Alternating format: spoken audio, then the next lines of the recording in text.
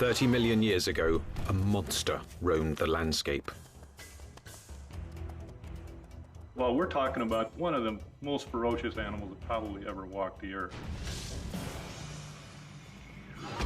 This was the biggest beast to live in North America since the dinosaurs. Look at the size of that skull. Look at all those teeth in there. There is no animal like this anywhere.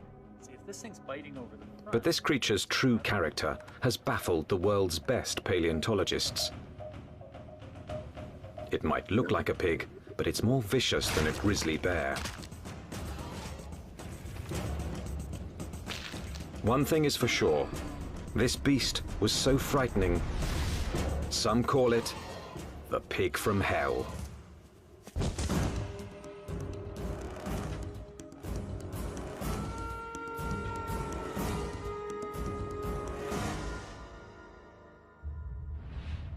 Prehistoric America, 30 million years ago, the dawn of the Oligocene epoch.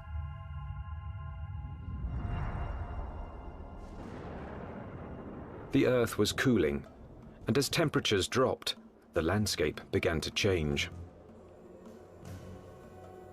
In what would someday be Nebraska, Wyoming, and South Dakota, tropical forests gave way to a radically different environment.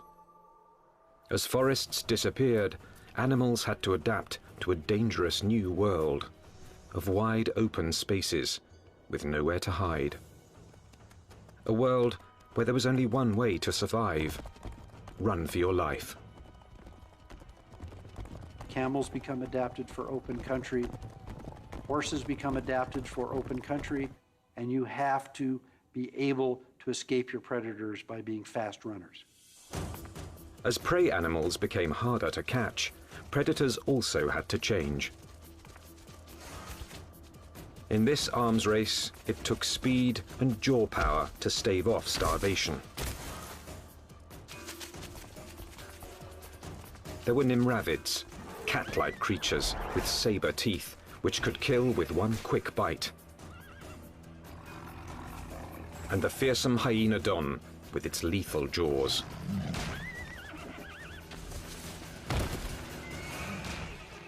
There was another animal stalking these deadly grasslands. Scientists call it the entelodont. More than a meter at the shoulder, weighing in at 270 kilos, entelodont was the Oligocene's #1 menace. Entelodonts, I mean, they were really bad-looking animals that only a mother could love. And if you were another animal on the landscape, and you saw one of these things, I think you'd go in the opposite direction. Paleontologists have always looked at the entelodont's sheer power with reverence. But its behavior is one of evolution's most puzzling enigmas. Was it a pure hunter? Or did it use its battle tank body simply to protect itself from other predators? Between the biting and the chewing, you wanted to stay away from the business end of this animal. Just look at it. Look at the size of that skull. Look at all those teeth in there. There is no animal like this anywhere. Entelodont's name means perfect toothed. Its teeth were driven by a perfect system, which gave this creature a ferocious bite.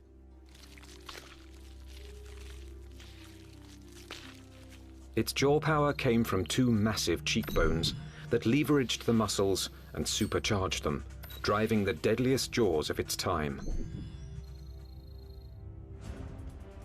Jaws that could open 90 degrees and could clamp down harder than a hippo's or a crocodile's.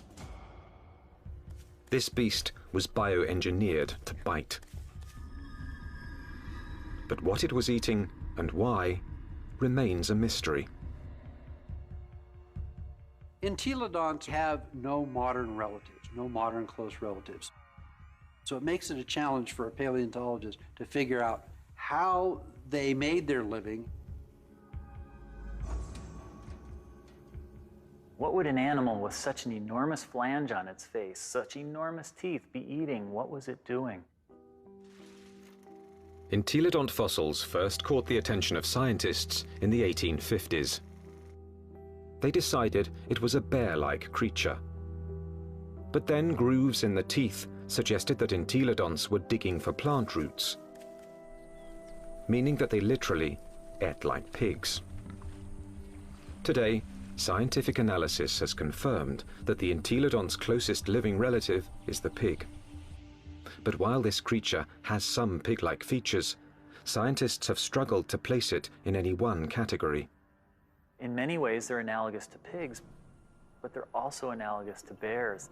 They're also analogous to hyenas. Nobody's thought about these animals before. And there's no animal alive today that is a direct comparison to entelodonts. The lifestyle of entelodonts has provided paleontologists with difficult questions. A new generation of scientists is looking at the entelodont to determine why this plant-eating animal had teeth like a carnivore. Entelodont jaws held 4 different kinds of teeth: canines, incisors, premolars, and molars at the back. The back molars were ideal for grinding vegetation, but it's hard to imagine that the entelodonts would have needed such lethal canines and incisors just to grab plants.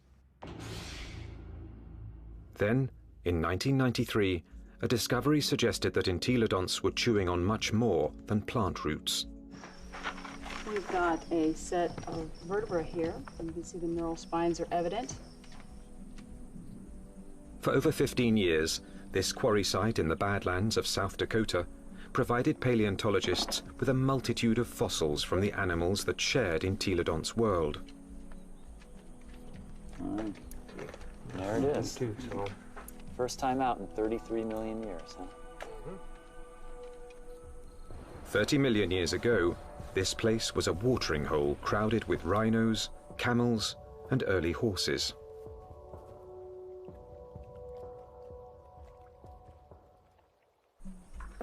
Well, we have some articulated ribs. Scientists also found one of the largest collections of entelodont bones in the history of North America. So many that they dubbed the site the Big Pig Dig. Fossil hunters also found the prehistoric equivalent of fingerprints. Entelodont teeth marks all over the bones of the biggest and fastest animals of its time. Well, these represent bite scars along the dorsal margin of this rhinoceros skull. Well, what could make these marks? If we take an entelodont skull, we see that the premolars are widely spaced apart. So when we lay that over the top here, lo and behold, they're matching up quite well, suggesting that this animal is at least a likely candidate for biting through the top of the skull of this rhinoceros. The dig presented key evidence that entelodonts didn't just eat plants, suggesting that they were less like modern pigs and more like fearsome prehistoric predators.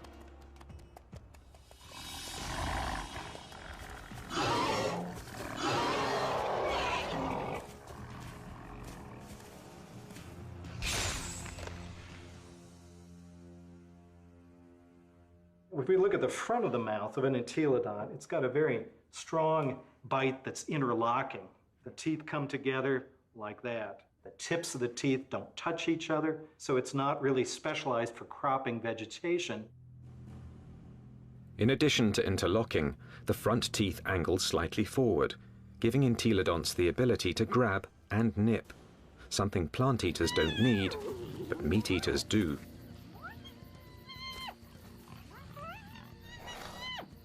The incisors and the canines have been perfectly capable of tearing a bite out of a carcass.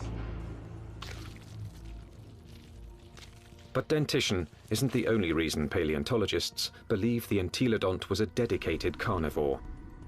Under Wyoming's rugged terrain, scientists are finding more and more bones bearing the signature of entelodont's powerful jaws.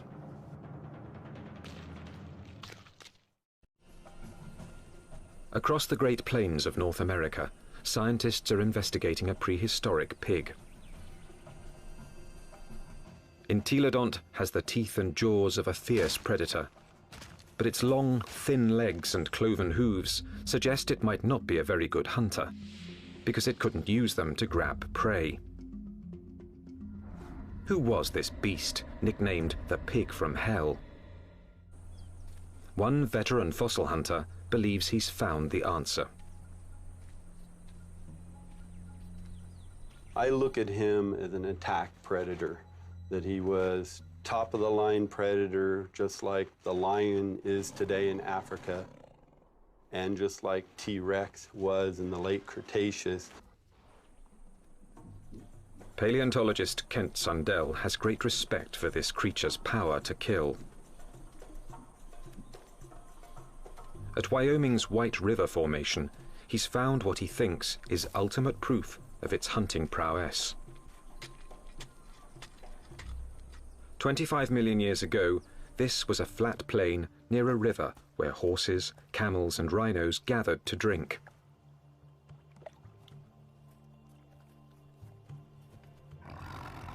Fierce carnivores, such as hyenodons and saber-toothed cats, were also drawn here. It was the perfect spot to ambush and kill the unwary prey animals. In 1998, Dr. Sundell found the mangled skeletons of 7 miniature camels jumbled together. All the bones had been gnawed, and 6 were missing their hind quarters.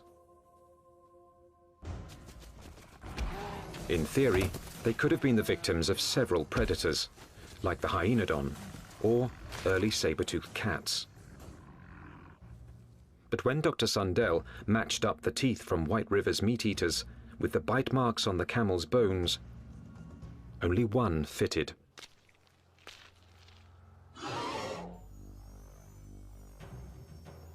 Bite marks alone don't prove these camels were killed by an entelodont, but where the bite marks are might be a clue.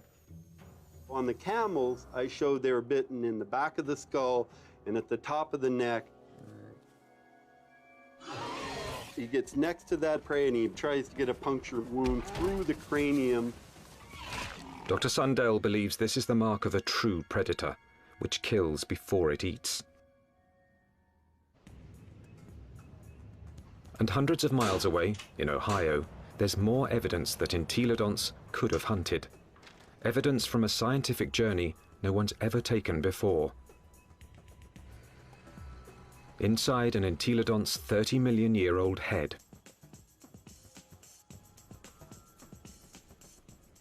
At Ohio University, anatomist Larry Whitmer uses a CT scan to electronically model the brain surfaces of prehistoric animals. When he modeled his first entelodont brain, he noticed something unusual. This animal's eye sockets face right back out at us. What that tells us is that this animal almost certainly had binocular vision, meaning the visual fields overlapped, which allowed them to have some depth perception. Larry Whitmer believes entelodont's eyes help to identify it as a predator. There's a decent chance that this animal has binocular vision as a predatory adaptation, to actually spot prey and actually judge their distances, which you might actually expect an ambush predator to have. So it could actually jump at the right speed and the right distance in order to capture its prey.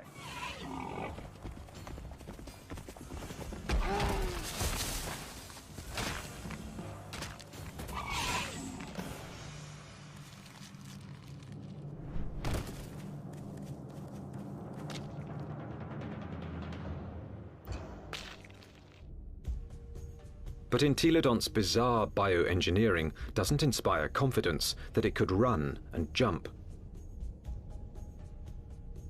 Its body bones are light compared with its massive skull. But in fact, entelodonts easily carried their enormous heads, without tipping over, using powerful packs of muscle bulging from the top of the spine to the legs, and from the back of the head to the tail. The animal's head was cantilevered out in front of its body with these ligaments that ran from these spines down to the skull. It had full muscle all along either side here, and it had muscles coming from the sternum up to the jaw down here. Massive muscles carried its oversized head.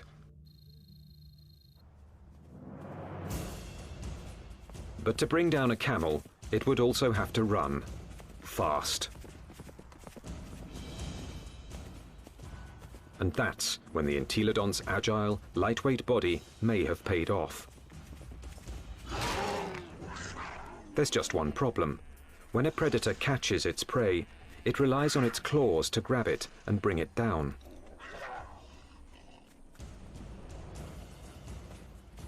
Armed with only cloven hooves, there is no way the entelodont could have captured a fleeing camel. Or is there? It must have been doing something right, because there's compelling evidence that plenty of large mammals ended up as an entelodont's lunch. Well, it looks like there's a lot of bones coming out along here, and right here we have a really large limb bone. And we found evidence that entelodonts have bitten into all sorts of bones, including rhinoceros bones. They've been biting into camels. We found evidence that they were biting into the long bones of rhinos. Well, the bite marks that we see are these two. This would be... Kent Sundell believes White River's camel skulls reveal how a cloven-hooved predator captured its prey. He runs up, he gets next to that other prey, and he tries to get a punctured wound through the cranium or into the very back of the neck. And then the long snouts that I move around. Entelodont expert Scott Foss disagrees with Kent Sundell's scenario. I can get close enough to. I doubt an entelodont used its teeth in order to capture other prey. It probably used its larger bulk and ability to accelerate to just run into the animal, knock it over.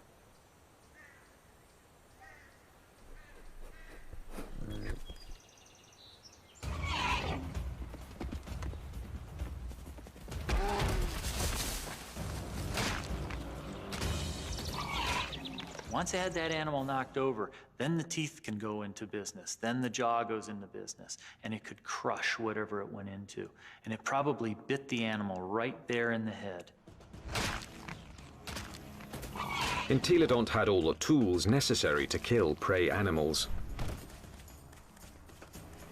But there is more to the job of hunting than just the kill.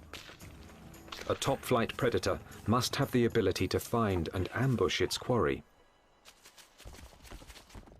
To understand this part of the process, science needs a fossilized window into an entelodont's world. What would we see if we could follow in an entelodont's 30-million-year-old footsteps? At a fossil site in Nebraska, that's exactly what scientists have done. And these footsteps have led them on the trail of the creature's hunt for food.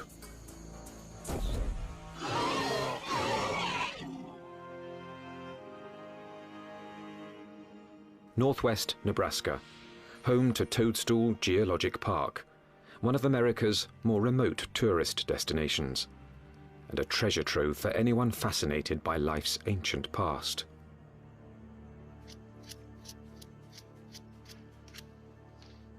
Okay, here's our heel pad. Toe, toe, center hoof, which bears most of the weight, the middle toe. So that makes this a very nice rhinoceros print. 30 million years ago, these solid rocks were muddy stream banks, where migrating animals left their footprints, still preserved in Toadstool's rocks. Well, once we get it clean, it's a very nice rhino. Weigh in anywhere around 500, 600, 700 pounds.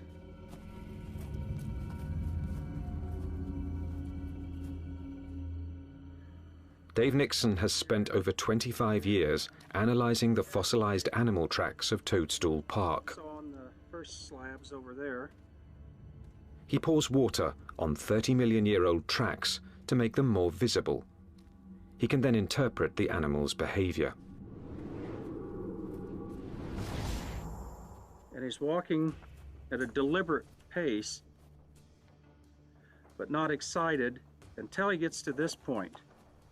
He starts to become stuck in the mud and shows quite a bit of emotion here because he really kicks, lands here, and he's out of the mud, but he puts another leap in, and the third bound takes him out of our exposure, and we're seeing excitement, if not fear. And if you're a herbivore, somebody always wants you for lunch. The rocks reveal that something was following the rhinos. We also have some smaller tracks. They look really tiny until you realize they're the tips of the toes. And what we have is an entelodont. The entelodont tracks at Toadstool Park give experts like Dave Nixon an unparalleled opportunity to understand how these creatures might have hunted.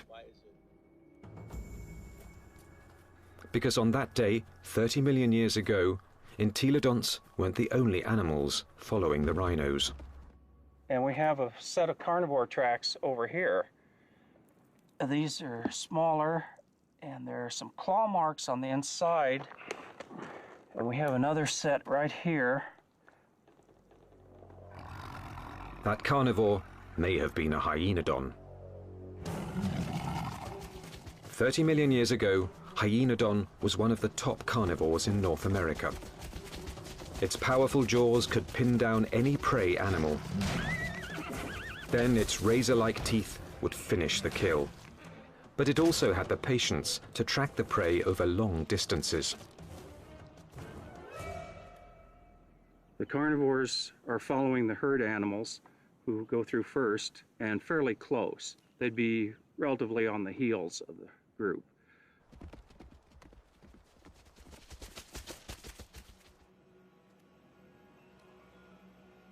Mysteriously, the tracks also reveal that the entelodonts were letting the competition get closer to the prey.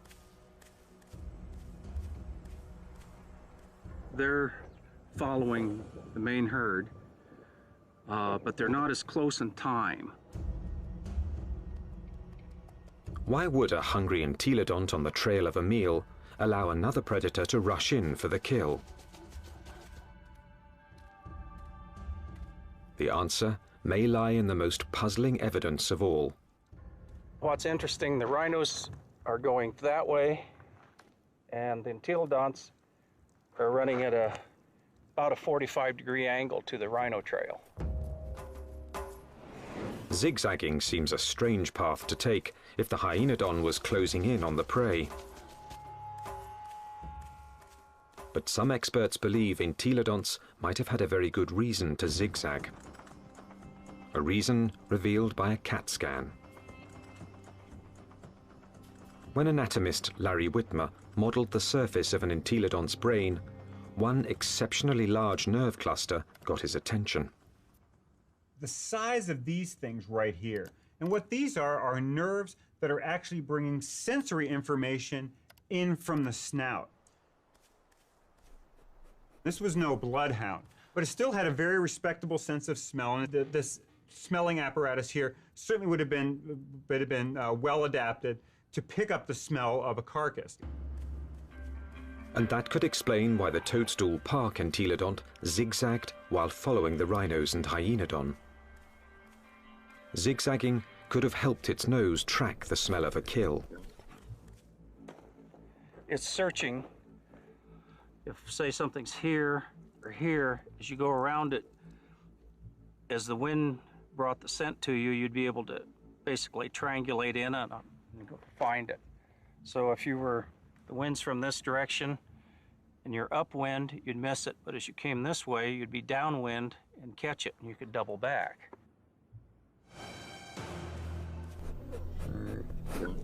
It puts its nose up in the wind, it catches the scent, and then it's going to start zigzagging along, walking from one side of the riverbank to the other till it picks up a smell, and then it'll start zeroing in on it. And by moving from side to side, it's able to pick up changes in that smell and zero in which direction it wants to go. How do we know this behavior? Because animals with good smell do that today. Modern predator behavior could provide crucial clues as to how the entelodont lived. There's no doubt that this 30-million-year-old battle tank was built to kill, but it may have let others do the killing and then moved in to take possession. One of the strategies we often see that takes place is where one animal will chase another one off of a carcass. We see this at Yellowstone National Park, where wolves will bring down an elk and a grizzly bear will chase off the wolves because it's bigger, it's nastier. This might have happened to the hyenodon at Toadstool Park.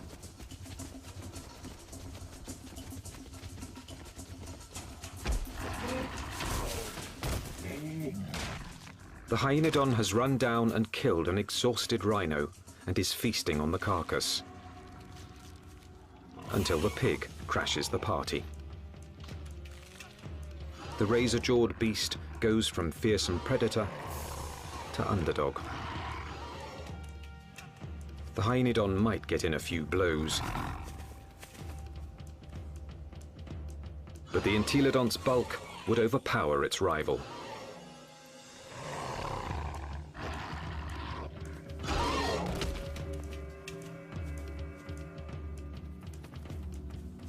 Entelodont had the tools to take any carcass it wanted. I can't think of any other carnivore that might stand up to it.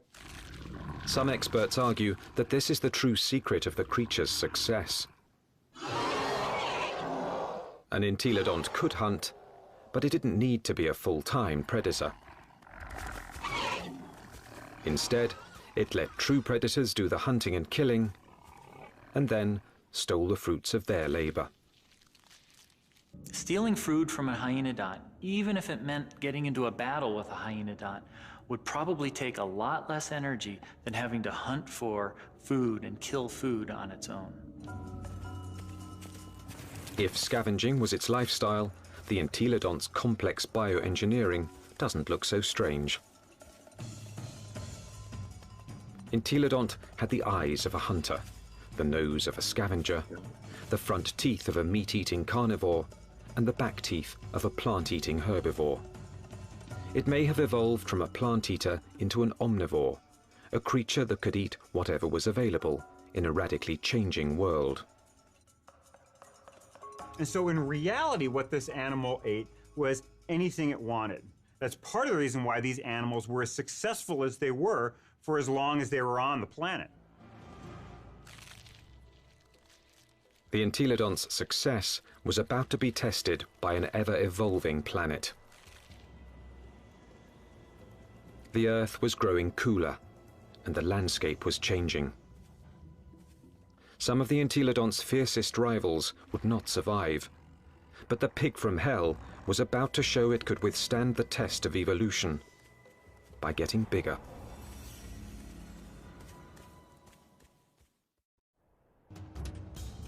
"25 million years ago, entelodont reigned supreme. It roamed the North American Badlands, eating everything, fearing nothing, taking any food it wanted." Well, we're talking about the biggest, meanest animal that ever walked the Badlands, and was one of the most ferocious animals that probably ever walked the earth. Nothing could stop the entelodont from dominating their world for millions of years to come. Nothing, that is, except planet Earth. 25 million years ago, the time known as the Miocene began. The Earth grew even colder, and once again, North America began to change.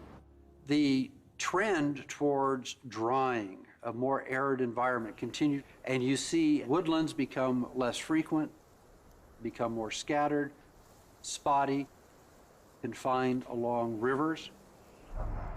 So you're talking about an open grassland environment very similar to what we think of the Great Plains today. The fossil record reveals that as plant foods grew more scarce, mass extinctions began. Survival depended on traveling long distances to find something to eat. One of the selective factors that we see going on is animals becoming larger because it enables them to cover larger distances to find the food resources that they need to survive. And that meant that predators were confronted by a life or death problem. Now, the animals they hunted were bigger, faster, and much harder to kill. It's like an arms race. If the prey become much larger, they become too big for carnivores to handle, and so the carnivores have to get larger in order to be able to feed on these larger prey items. Some predators, such as Hyaenodon, couldn't meet the challenge. After 10 million years as North America's apex hunter, it disappeared from the fossil record, and that put Entelodon's survival on the line.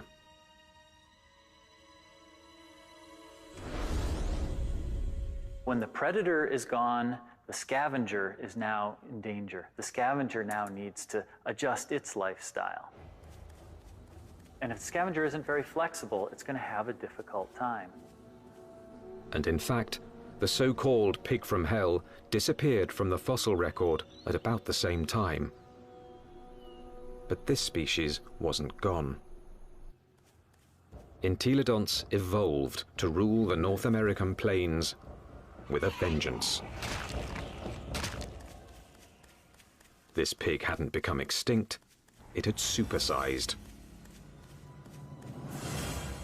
This new version stood over 2 meters tall and was 4 to 5 times the size of its predecessor.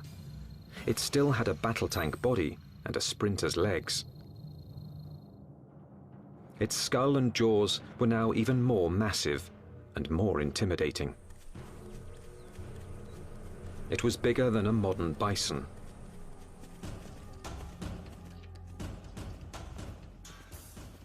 The experts call it Dinohyus, a name meaning terrible hog. Terrible enough to earn a nickname of its own, the Terminator pig. Dinohyus. This is the monster of monsters. This is the beast of beasts. The skull alone is almost 1 meter long. This thing could bite through anything. The canines are this big around. They're just an enormous animal. And what is it doing? The answer lies at Agate Springs, Nebraska, one of the few places in North America where Dinohyus fossils are found. 24 million years ago, this place was a watering hole, an oasis in the arid sea of grass.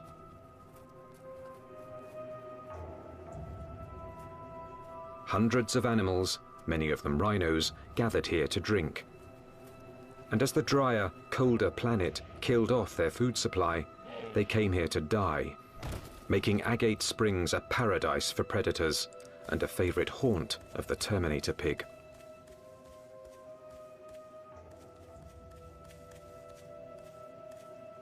This thing was eating the big animals.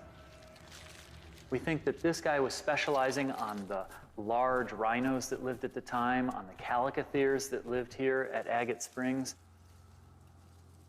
This is a limb bone from a calicothere, and in it we have a bunch of bite marks made by either a predator or a scavenger.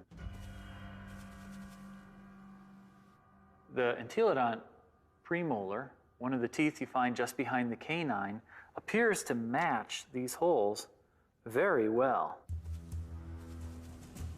When its crushing jaws bit into some of the Miocine's biggest mammals, Dinohyus was chewing on more than meat.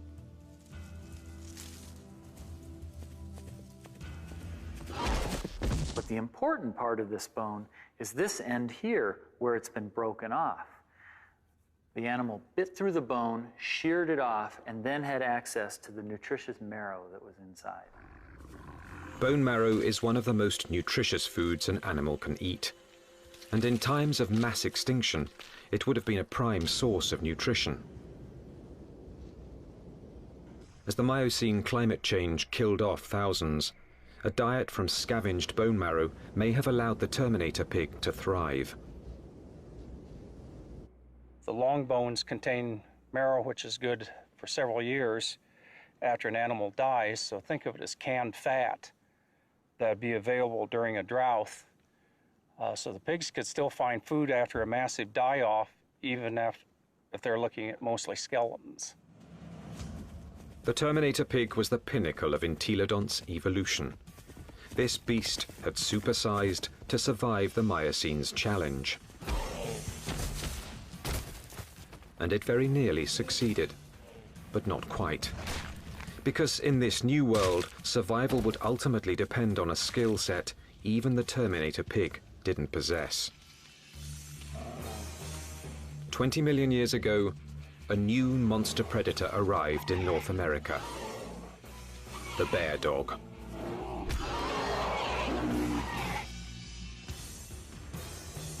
The Miocene epoch, 20 million years ago.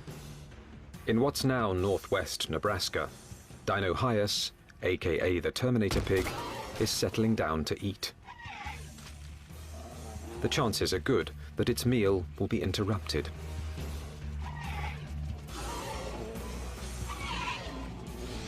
With its huge size, it could handle just about any threat to its dinner. Except a threat it had never seen before: the bear dog. A recent arrival from Asia, this savage, bone-crushing beast wouldn't back down from any fight.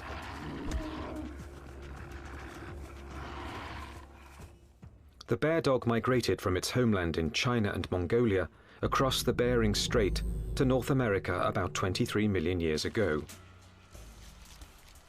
Just about the time that North America's top predator, the hyenodon, suddenly disappeared.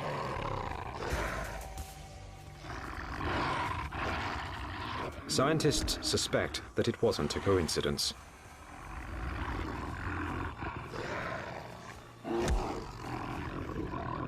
They certainly were probably much better predators in lots of ways compared to hyenodon.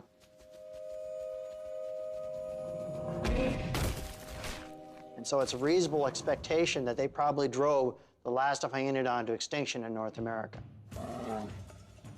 With hyenodons gone from North America, the bear dogs faced off with their only remaining competition, the Terminator pig. Dinohyus relied on its massive size and killing jaws, two advantages its ancestors had once deployed against hyenodon.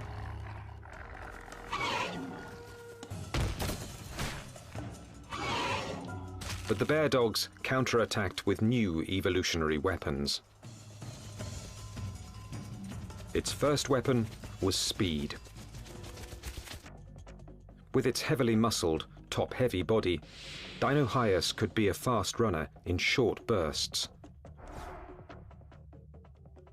But on the vast open plains, the bear dog's bioengineering was perfectly suited for long-distance pursuit of prey that was becoming much harder to catch. When you look at the skeleton of this animal, it's a much more sophisticated, much faster running animal. We see longer legs in the horses, longer legs in the camels. So if it came to running down prey items, this animal would have had an advantage. Its next weapon was its teeth.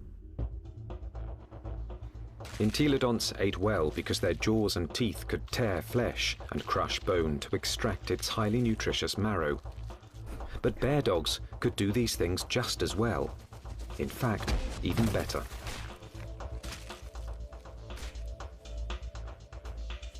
It's a great animal at biting bone, eating bone, crushing it.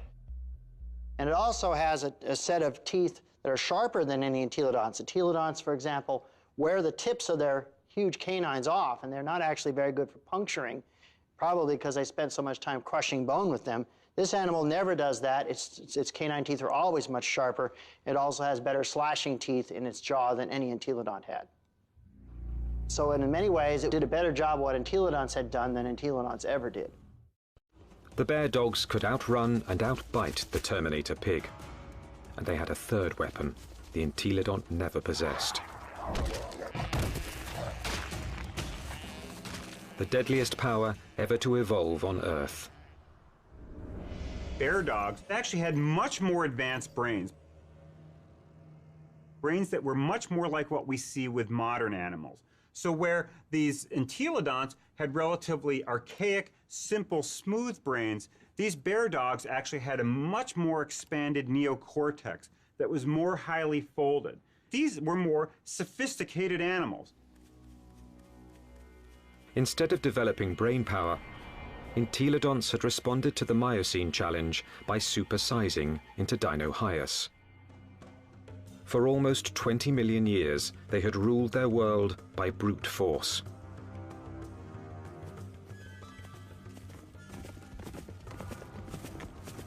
But no more. From now on, brains, not brawn, would decide who won and who lost nature's battle to survive. The mammalian world was fully caught up in this neural arms race. That arms race was starting to take place, and these entelodonts apparently weren't taking part in that. That may have actually put these animals at something of a disadvantage. This was an animal that almost certainly was driven mostly by instinct, with fairly predictable, stereotyped responses. This was not a clever animal. In combat, Dinohyus would have been bigger and stronger, but brain power could have given bear dogs the decisive advantage. Today, intelligent predators like wolves make up for their smaller size by hunting in packs to execute a creative plan of attack. Bear dogs might have followed the same strategy against Dinohyus. It's very difficult for Dinohyus to compete with the bear dogs. With a pack of bear dogs, even a large Dinohyus would have a difficult time chasing them away from a kill. These smaller, less powerful, but more clever animals potentially were able to actually steal kills away from Dinohyus. That they actually could have used different kinds of techniques. Fooling Dinohyus, being able to lead it away, or to actually even take on Dinohyus itself in actual combat.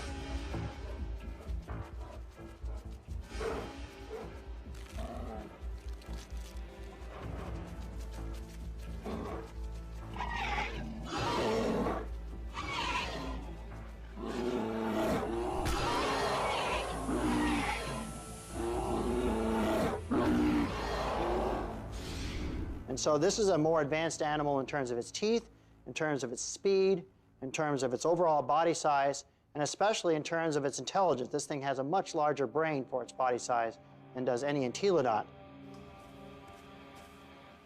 This animal had entelodonts beat in almost every way you can think of. Within a few million years, after bear dogs arrived in North America, they had squeezed Dinohyus out. Its favorite food, the Calicothea, was also extinct. Without this meal to sustain its own massive bulk, the Terminator pig was forced to compete directly with bear dogs for smaller prey. And that meager food source wasn't enough. The supersizing that had once guaranteed success was now a fatal flaw. Eventually it got to the point where it is no longer advantageous to keep getting bigger because you reach a point of diminishing returns, that the amount of food you get by stealing from other animals does not compensate for your needs to maintain a population. Unable to get the calories it needed, the Terminator pig became the last entelodont. So if your prey goes extinct, you're likely to go extinct as well. Just getting large is not a good idea for the future.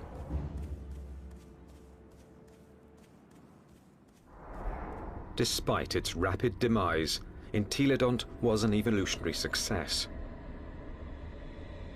It dominated its environment for nearly 20 million years. It had the ability and intelligence to either hunt, scavenge, or forage, allowing it to survive on any available food source. This behavior is now the norm for more modern omnivores, like bears and humans. And some think a bit of entelodont's predatory instinct still lives on. When I was a kid growing up on a farm, I was always told, don't fall down the pig pen, they'll eat you. But the entelodont's living legacy isn't what fascinates the experts. Science is unraveling its secrets. Nothing else quite like it has ever walked the earth.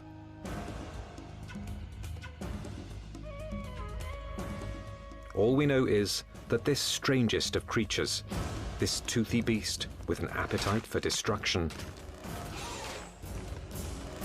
dominated its brutal, dangerous world for tens of millions of years.